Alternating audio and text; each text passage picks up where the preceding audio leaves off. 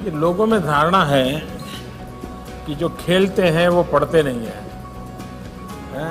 जी sir. पढ़ने में उनको कोई रुचि नहीं होती, बस मैदान में खेलते रहते हैं। जी सर। कुछ लोग तो मानते हैं सब बड़े गैर जिम्मेवार होते हैं, और आप दोनों ऐसे हैं कि आप पीएचडी कर रहे हैं, इसने आईएएस कर दिया। जी सर।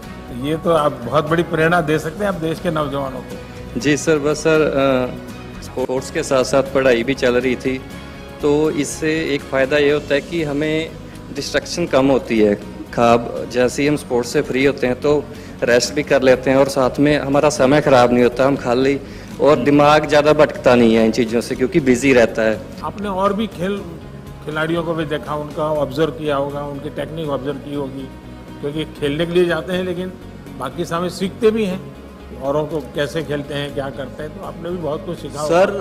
बाकी खिलाड़ियों से सर हमने ये सीखा है कि पहले जितने भी कंपटीशन खेले दिमाग में कंपटीशन का डर ये सब रहता था, लेकिन इस बार का जो मेरा परफॉर्मेंस रहा, मैं समझता हूँ कि अब तक का सबसे बेस्ट रहा।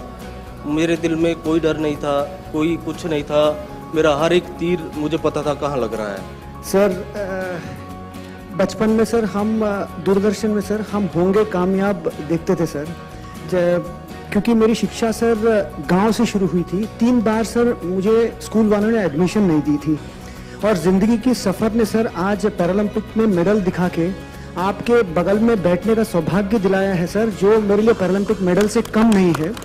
और मैं भगवान को बहुत ज़्यादा धन्यवाद देना चाहता हूँ सर। मेरे स्वर्गीय पिताजी कहा करते थे, स्कूल में अभी सीट नहीं मिला तो कोई बात नहीं, कभी ना कभी तुम जिंदगी में कुछ करके दिखाना। मुझे लगता है सर ऊपर से वो जब मेरे बगल में जब आप बैठे, पूरे देश के प्रधानमंत्री बैठे हैं, तो कहीं ना कहीं सर उनको खुशी मिल रही होगी। मैं इसको ज़िंदगी के बहुत ही मेरी भाग्यशाली दिन मानता हूं सर।